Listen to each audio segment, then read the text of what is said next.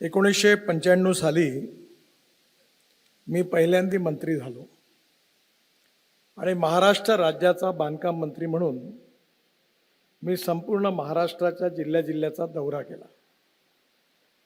मला आजही तो दिवस आठवतो की ज्यावेळी मी अमरावतीला गेलो होतो त्यावेळी पुरुषोत्तमराव खेडेकर त्या ठिकाणी बहुतेक एक्झिक्युटिव्ह इंजिनियर होते किंवा त्यांचं प्रमोशन व्हायचं होतं। मला वाटते नाशिककर बहुतेक हां ते होते। आणि त्या काळामध्ये माझा आग्रह होता की वसतिगृह आपलं हे गेस्ट हाऊस चांगली असली पाहिजे, स्वच्छ असली पाहिजे, उत्तम असली पाहिजे, पडदे नीट राहिले पाहिजे, चादरी धुतल्या पाहिजे। आणि या आग्रहामुळे मी दरवेळेला सगळं चेक करायचो। पण या संदर्भामध्ये सरकार कसं चालतं याचा मला एक चांगला अनुभव आला। मी मंत्री असताना मुंबई गोवा रस्त्याची पाहणी करण्याकरता सकाळी 5:30च्या विमानाने मुंबईवरून निघालो आणि गोव्याला उतरलो। सकाळी काही मी शौचालयाला जाऊ शकलो नाही, त्यामुळे प्रेशर होतं आणि म्हणून विमानतळावरून कसं तरी बसून आता लवकर मी महाराष्ट्राच्या बॉर्डरवरचं जे पहिलं गाव आहे, काय नाव त्याचं गोव्याचं, त्याने जिथे गेस्ट हाऊस आहे तर त्या ठिकाणी पोहोचून मग प्रवास सुरू होणार होता।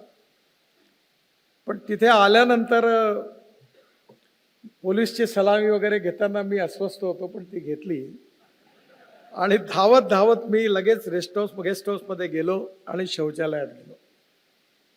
आणि गेल्यानंतर मी त्या सीटवर बसलो आणि नंतर जेव्हा उठलो तेव्हा फक्त माझ्या डोळ्यातून पाणी येत होतं, कारण मी येणार म्हणून तिथे प्लास्टिकच्या शीटला आदल्या दिवशी ऑइल पेंट लावलेला होता।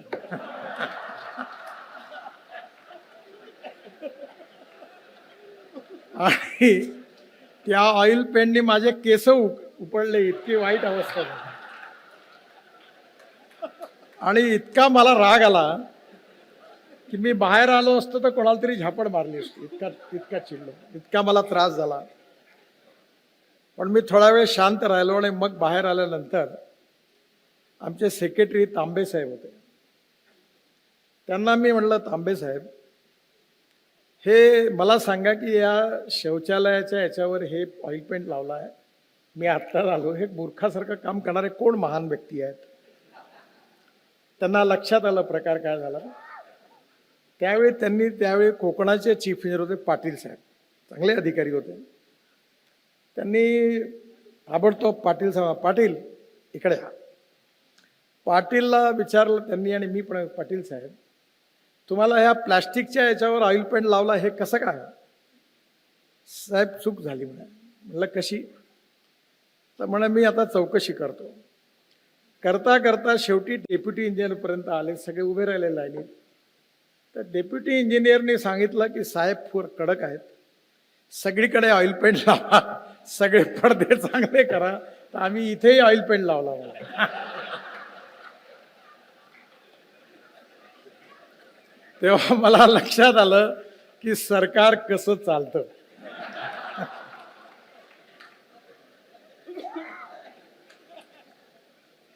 आणि त्याचा अनुभव झाल्यानंतर खेडेकर साहेबांच्या बाबतीमध्ये 2 गोष्टी विशेषता होती।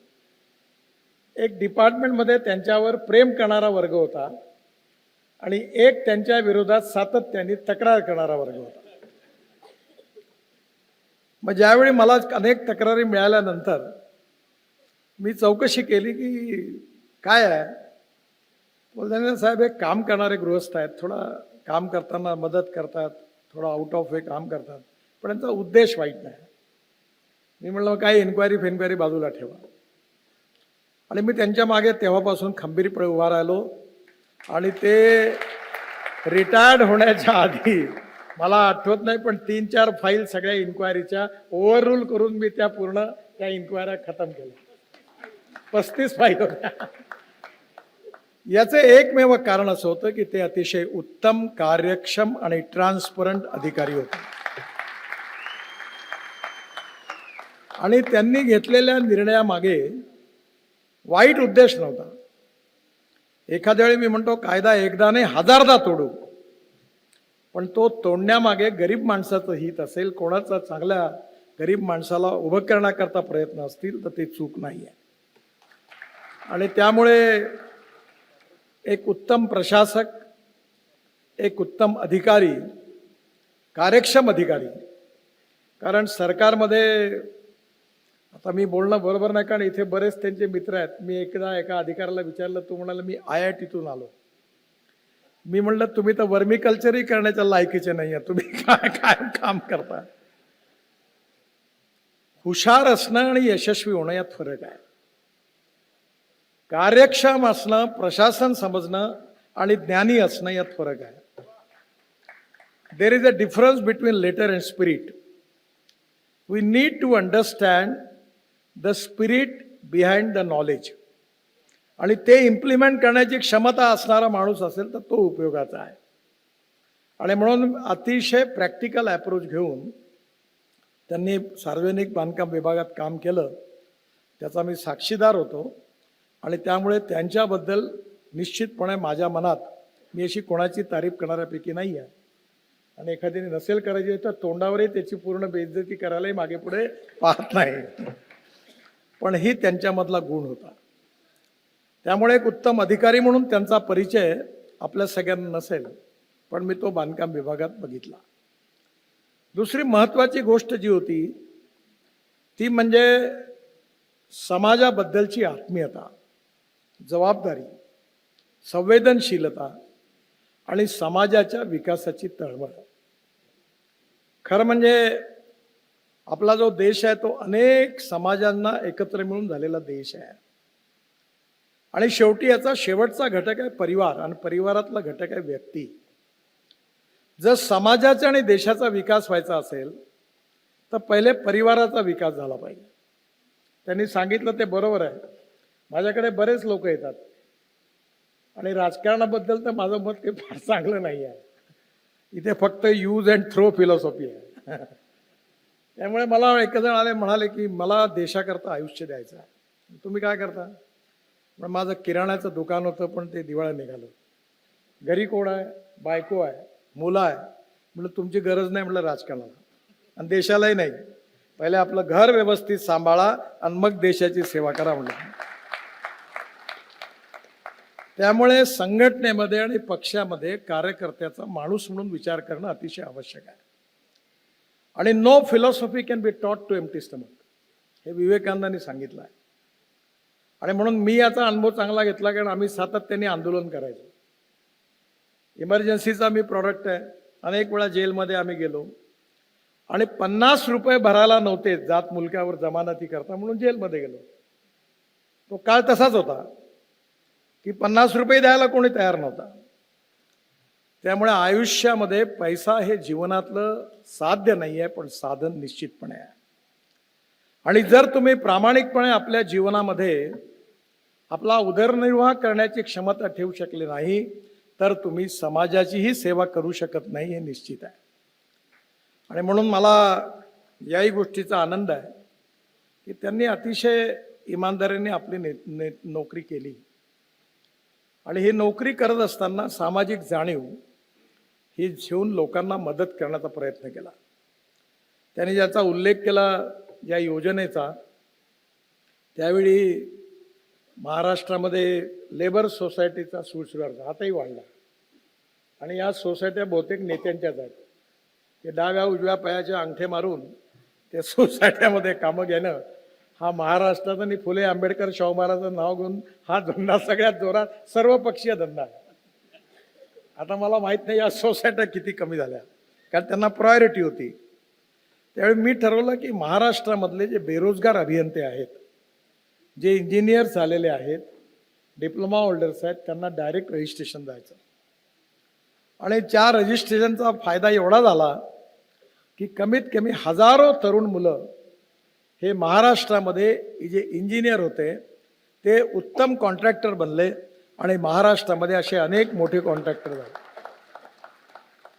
आणि म्हणून आपला तो आहे इंजिनिअरिंग कॉन्ट्रॅक्टर असोसिएशनचा अध्यक्ष. आणि एकदा माझ्याकडे मर्सिडीज गाडी घेऊन एअरपोर्टमध्ये माझ्या गाडीत बसा. आणि म्हटलं मी काय करू बसून? साहेब म्हणे आपण जर आम्हाला सुशिक्षित अभियंता म्हणून कॉन्ट्रॅक्टर बनवलं नसतं तर ही गाडी आम्हाला घेता आली नसती. आणि खेडेकर साहेबांनी त्यावेळी डिपार्टमेंटमध्ये चाकोरीनीच चालणारे 90% लोक असतात. आणि ज्यावेळी ही योजना आली त्यावेळी खेडेकर साहेब म्हणले नाही ही योजना आली पाहिजे साहेब. बाकी सगळं डिपार्टमेंट विरोधात होतं, पण आम्ही ही योजना आणली. ही त्यांच्या मनात पहिलेपासूनची भावना होती. आज विशेषतः येणारं काळ जे युग जे आहे ते खऱ्या अर्थाने आपल्याला जगामध्ये विश्वगुरू बनायचं असेल तर नॉलेज ही सगळ्यात मोठी शक्ती आहे. आणि आज आपला जो आदर्श आहे ज्यांच्यापासून आपण, मी तरी माझ्या जीवनामध्ये माझ्या आईवडिलांपेक्षाही जास्त कोणाला मानतो तो छत्रपती शिवाजी महाराजांना मानतो. याचं कारण असं आहे की तुम्ही कुठल्याही कसोटीवर शिवाजी महाराजांना बघा. आदर्श राजा, आदर्श प्रशासक, आदर्श पिता, आदर्श पुत्र, आदर्श पालक, कुठल्याही आदर्शाच्या कल्पनेवर 100% कसोटीवर उतरवणारा या देशाच्या इतिहासातला कोणी राजा असेल तर ते छत्रपती शिवाजी महाराज. आणि म्हणून छत्रपती शिवाजी महाराज हे न्यायाला किती, म्हणजे एखाद्या वेळी शिक्षा द्यायची असेल तर आपला मुलगा आहे म्हणून त्याच्याबद्दल कधी फेवर करणारी भावना त्यांच्या मनात नव्हती. प्रत्येक निर्णय हा इंडिपेंडेंट, इम्पार्शल आणि फेअर जनतेच्या हिताचा विचार घेऊन त्यांनी केला. अनेक लढाया जिंकल्या, पण पूर्ण इतिहासामध्ये कुठल्याही परस्त्रीवर युद्ध जिंकल्यानंतर अन्याय अत्याचार करण्याची एकही घटना छत्रपती शिवाजी महाराजांच्या इतिहासात नाही. अनेक लढाया जिंकल्या, राज्य पादाकरण केली, पण अन्य धर्मीयांची प्रार्थना स्थळ उद्ध्वस्त करणारी एकही घटना नाही, एकही घटना. पण मी नेहमी सांगतो की शिवाजी महाराज जर सेक्युलर होते असतील तर शिवाजी महाराजांचा इतका सेक्युलर राजाच झाला नाही. आणि सेक्युलर शब्दाचा अर्थ इंग्लिश डिक्शनरीमध्ये जो आहे तो धर्मनिरपेक्ष नाही आहे, तो सर्व धर्म समभाव आहे. आणि सर्व धर्माबद्दल सन्मान ठेवणारा हिंदुस्थानच्या इतिहासातला खरा सेक्युलर राजा कोणी असेल तर ते छत्रपती शिवाजी महाराज. आणि म्हणून शिवाजी महाराजांचं हे दैवत जे आहे आपल्या सगळ्यांचं आहे. आजही मी दिल्लीमध्ये माझ्या ऑफिसमध्ये माझ्या समोर एकच फोटो लावला आहे, छत्रपती शिवाजी महाराज. आणि जेव्हा जेव्हा असं वाटतं आपल्याला कुठलाही प्रश्न निर्माण होतो तेव्हा इतिहासात लक्षात ठेवला तर आपल्याला त्याचं उत्तर शिवाजी महाराजांच्या इतिहासातून मिळतं. आणि म्हणून मला आज आनंद आहे की मराठा समाजाबद्दलची प्रगती व्हावी, विकास व्हावा या आत्मीयतेपोटी आणि या सर्वांगीण विकासाकरता खेडेकर साहेबांनी या सगळ्या कार्याची सुरुवात केली. राजमाता जिजाऊंचं एवढं मोठं स्मारक त्यांनी उभं केलं, कारण जिजाऊ नसत्या तर शिवाजी महाराजच झाले नसते. कारण त्यांनी जे संस्कार केले, तुम्ही काही म्हणा, ज्यांचे आई वडील उत्तम संस्कार करतात त्यांचीच मुलं चांगली होतात. आणि किती धनवान असू द्या, पण जे आई वडील आपल्या मुलांवर घरी चांगले संस्कार करत नाहीत ते आयुष्यात पुढे काय होतं ते तुम्ही बघा. मला जे काही शिकायला मिळालं ते माझ्या आईपासून शिकायला मिळालं. आणि म्हणून शिवाजी महाराजांचं संगोपन जिजाऊंनी ज्या प्रकारे केलं, म्हणूनच छत्रपती शिवाजी महाराजांचं हे विशाल ऐतिहासिक रूप आपल्या सगळ्यांना बघायला मिळालं. आणि म्हणून हा जो काही इतिहास आहे, जिजाऊंचं स्मारक सिंदखेड राजाला मोठं खेडेकर साहेबांनी त्या ठिकाणी करायला केलं, पुष्कळ काम झालं. मी त्यांना नेहमी आग्रह केला की तुम्ही टेक्नॉलॉजीचा उपयोग करा. आणि मला नेहमी असं वाटतं की नॉलेज ही सगळ्यात मोठी पॉवर आहे. Innovation, entrepreneurship, science, technology, research, skill and successful practices, we name it as knowledge and conversion of knowledge into wealth, हे भविष्य आहे. आणि हे जे नॉलेज आहे हे शिक्षणातून मिळतं. बाबासाहेब आंबेडकरांनी जे सांगितलं की शिक्षण हे वाघिणीचं दूध आहे, ही गोष्ट खरी आहे. आणि त्यामुळे शिक्षणाचा जेवढा जास्तीत जास्त प्रसार होईल, त्या काळामध्ये जर खेडेकर साहेबांच्या जीवनामध्ये त्यांच्या परिवाराने त्या परिस्थितीमध्ये त्यांना इंजिनिअरिंग केलं नसतं आणि ते इंजिनियर नसते झाले तर त्यांना एवढी मोठी जीवनदृष्टी नसती मिळाली. आणि म्हणून आज खऱ्या अर्थाने नॉलेज ही सगळ्यात मोठी पॉवर आहे. पण नॉलेज विथ व्हॅल्यूज, जीवन मूल्य ही सगळ्यात महत्त्वाची आहे. आज आपल्या देशामध्ये, आपल्या इतिहासामध्ये भगवान गौतम बुद्ध असतील, भगवान महावीर असतील, छत्रपती शिवाजी महाराज असतील, बाबासाहेब आंबेडकर असतील, किंवा महात्मा ज्योतिबा फुले असतील, ज्ञानेश्वर महाराज असतील, तुकाराम महाराज असतील, कोणी असेल, प्रत्येक जीवनाचा, प्रत्येक व्यक्तीच्या जीवनाचा अभ्यास करा. त्या व्यक्तिमत्वाची जी स्ट्रेंथ आहे ती त्याची काही मूल्य आहेत, जीवन मूल्य, आणि त्या आधारावर त्यांनी आपले जीवन जगले आहे. आपल्या देशामध्ये विचार भिन्नता ही समस्या नाही आहे, आपल्या देशामध्ये विचार शून्यता ही समस्या आहे. म्हणजे जी पार्टी सत्तेत येईल त्या पार्टीत घुसण्याकरता सगळे तयार आहे, आणि सत्ता गेली का जसं ते जहाज पाण्यात डुबलं का पटापट जसे उड्या मारतात, पहिले उंदीर उड्या मारतात पहिले लोक उड्या मारतात. याचं कारण आपले विचार, आपल्या निष्ठा, आपलं कन्व्हिक्शन, आपली कमिटमेंट ही महत्वाची आहे. खेडेकर साहेबांनी आपल्या जीवनामध्ये ही कमिटमेंट बाळगली आणि या समाजाच्या विकासाच्या बाबतीत त्यांनी उत्तमपणे विचार करून त्याचं एक पॉलिसी फॉर्म्युलेट केली आणि त्याचा विचार विविध माध्यमातून मांडला. एक गोष्ट मला आपल्यासमोर सांगायची आहे की या समाजातली जातीयता, अस्पृश्यता जी काही आली आहे ती चुकीची आहे, वाईट आहे. आणि अस्पृश्यता, जातीयता आणि विषमता ही समाप्त झाली पाहिजे. याचं सगळ्यात मोठं उदाहरण कोणतं असेल तर कोणीही माणूस हा जात, पंथ, धर्म, भाषा आणि सेक्सनी मोठा नाही आहे, हा त्याच्या गुणवत्तेने मोठा आहे. आणि याचं उत्तम उदाहरण म्हणजे मराठा समाजातलं आहे. मी जेव्हा जेव्हा चेन्नईला जातो तेव्हा माझे मित्र आहेत रजनीकांत, आणि त्यांच्याकडे मला आनंद आहे की त्यांच्या घरात गेल्यावर ही जे लाल रंगाचे जे हे दिसतं ना, तेवढी फ्रेम मागे त्या फोटोच्या, एवढा घराच्या मध्ये मोठा छत्रपती शिवाजी महाराजांचा फोटो आहे. आणि ते माझ्याशी मराठीत बोलतात, त्यांच्या बायकोला समजत नाही मराठी त्यामुळे बऱ्याच गोष्टी त्यांनी ऐकल्याने बरं झालं. आता रजनीकांत कोल्हापूरचे बस कंडक्टर झाले, कर्नाटक बंगलोरमध्ये कंडक्टर, आणि गेले तामिळनाडूमध्ये, आणि आज तामिळनाडूमध्ये तामिळ भाषा बोलणारे लोक त्यांना देवासारखं मानतात. आता तुम्ही मला सांगा यात कुठे जात आले? म्हणजे तुमचं नॉलेज, तुमचं कर्तृत्व, तुमची गुणवत्ता ही जात, पंथ, धर्म आणि भाषेच्या भिंती ओलांडून तुम्हाला ताकद देते, शक्ती देते, रिकग्निशन देते आणि रिस्पेक्ट देते. आणि त्यामुळे ही गुणवत्ता समाजात वाढवणं, मला नेहमी एक माझ्या मित्रांनी चांगलं उदाहरण सांगितलं होतं की दोन रेषा, एक आपली आहे आणि एक दुसऱ्याची आहे. तर आपली रेषा मोठी करायची असेल तर दुसऱ्याची पुसली तर आपली मोठी होते, किंवा आपली मोठी केली तर आपली मोठी होते. आपण आपली मोठी करण्याच्या भानगडीत राहावं. आणि म्हणून आज समाजामध्ये खऱ्या अर्थाने ही कर्तृत्व, वक्तृत्व, नेतृत्व, विविध प्रकारची जी गुणवत्ता आहे, जिचा संबंध संस्काराशी आहे आणि संस्काराचा संबंध जीवन मूल्यांशी आहे, त्याच्या आधारावर समाजातून उत्तम नागरिक, उत्तम नेतृत्व कसं तयार होईल, हे खऱ्या अर्थाने समाज निर्माणाचं काम आहे.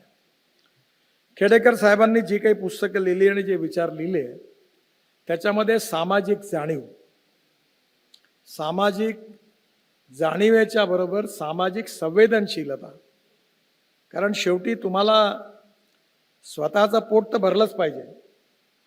मी नेहमी सांगतो आपलं पोट पहिले पोटभर जेवा, पण आपलं भरल्यावर जो उपाशी आहे त्याचा तर विचार करा.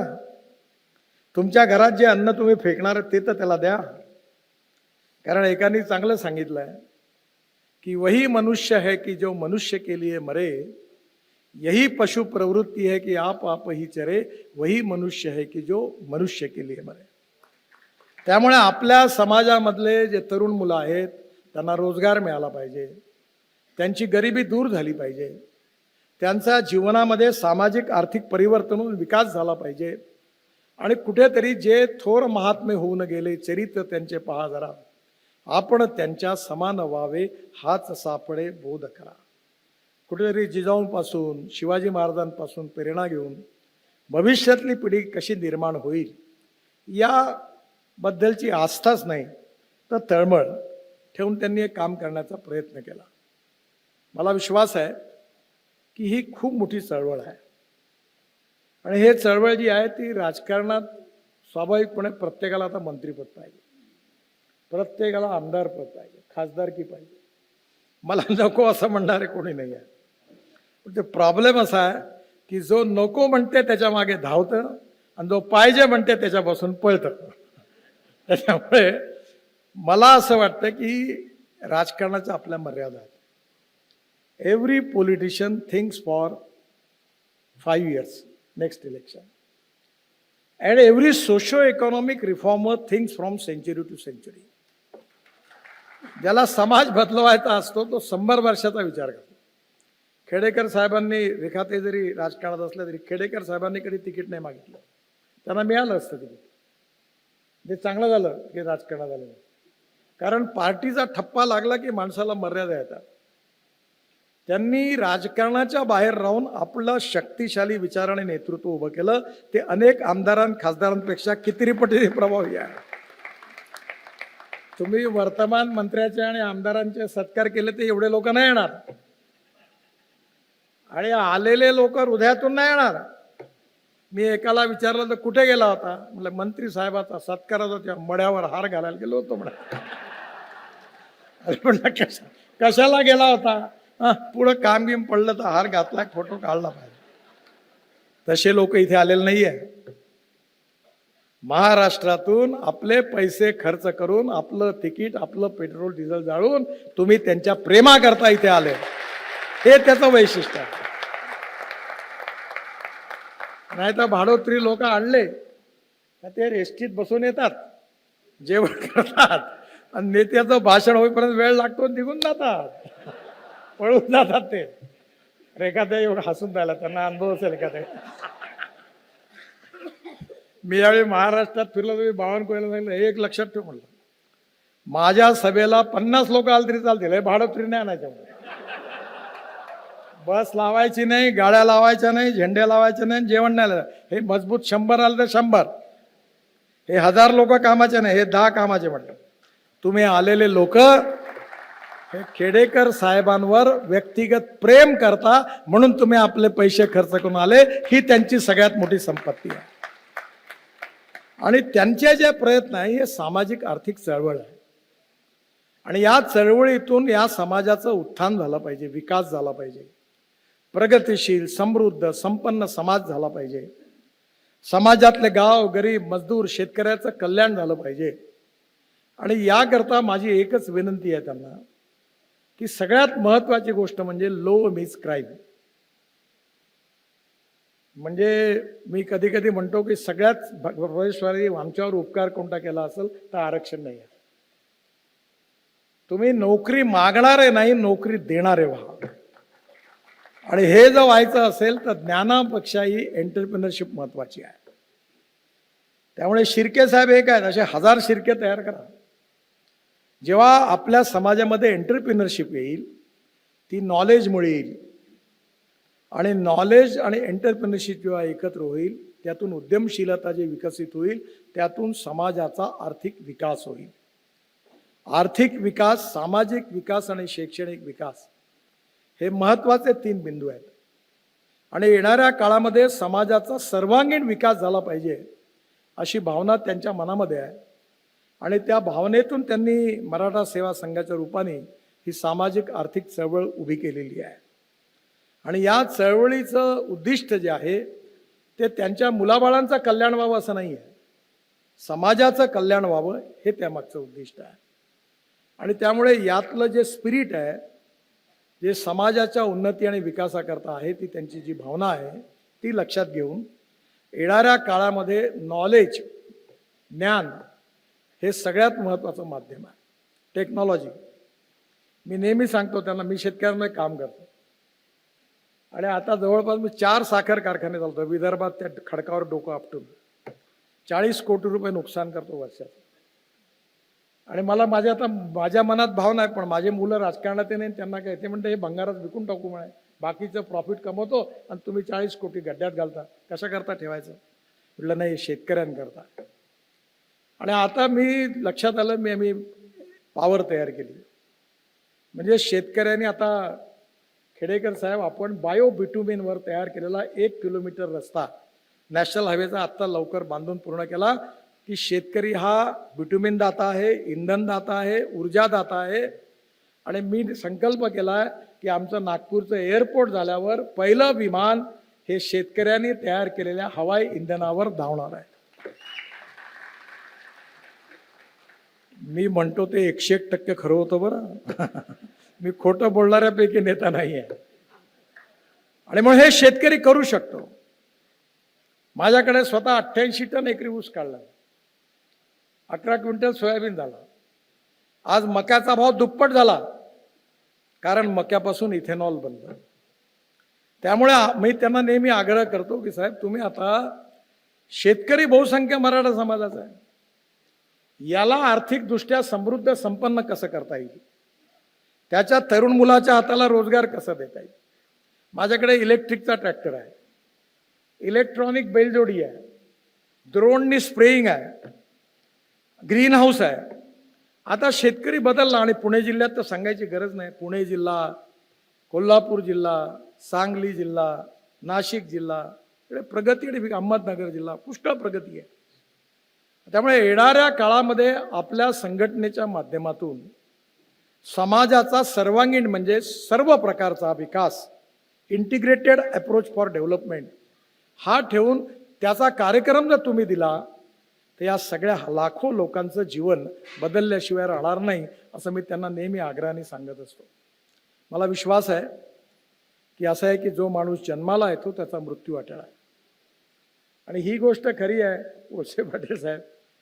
माणूस जीवन जगला किती यापेक्षा माणूस जीवन जगला कसा आहे जास्त महत्वाचा आहे.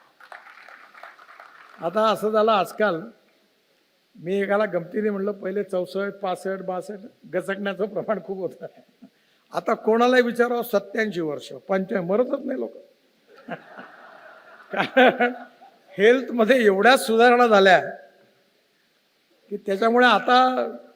पण एक गोष्ट खरी की जीवन कितीही मोठं असण्यापेक्षा तो जीवन जगला किती यापेक्षा जीवन जगला कसा आहे जास्त महत्वाचा आहे. आणि म्हणून जे जीवन तुमच्या सगळ्यांच्या आशीर्वादाने आदरणीय खेडेकर साहेबांना आणि रेखाताईंना मिळणार आहे, ते जीवन याकरता मिळो की आयुष्याच्या शेवटपर्यंत या समाजाच्या प्रगतीकरता, विकासाकरता, सर्वांगीण उन्नती आणि विकासाकरता परमेश्वराने त्यांना शक्ती द्यावी, विचार द्यावे, प्रेरणा द्यावी आणि हे पूर्ण करण्याची क्षमता द्यावी, जेणेकरून त्यांचं जे स्वप्न उराशी बाळगलेलं आहे तेच स्वप्न त्यांच्या आयुष्यात पूर्ण होताना त्यांना बघायला मिळेल. हाच त्यांच्या जीवनातला सगळ्यात मोठा आनंद आहे. आणि म्हणून मला विशेष रूपाने आनंद आहे की आपल्या सगळ्यांचे आशीर्वाद त्यांच्या मागे आहे. आज जरी अमृत महोत्सव होत असला तरी समाजोपयोगी, लोकोपयोगी कार्याकरता आपल्या सगळ्यांच्या आशीर्वादामुळे त्यांना उत्तम आरोग्य आणि दीर्घायुष्य मिळेल. मी आता एक गोष्ट रेखा त्यांना विचारली, मी एक चूक केली साहेब. माझ्यासारखा अनऑर्गनाइज इनडिसिप्लिन व्यक्ती नव्हता.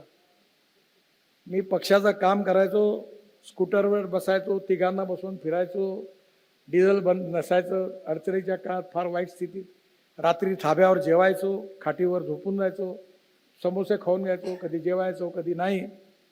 आणि माझं पूर्ण लाईफ 135 किलो वजन होतं माझं. आता आज देखील मी सकाळी विमानाने निघालो नागपूरला, त्याच्या आधी मी 3 तास प्राणायाम आणि व्यायाम करून निघालो. कोणाचाही फोन येऊ मी घेत नाही. मी 3 तास माझ्या शरीराला दिले. माझी आई म्हणून मी ऐकलं नाही कधी, पण आता मी पहिली दिली की ती म्हणजे आपलं शरीर स्वास्थ्य.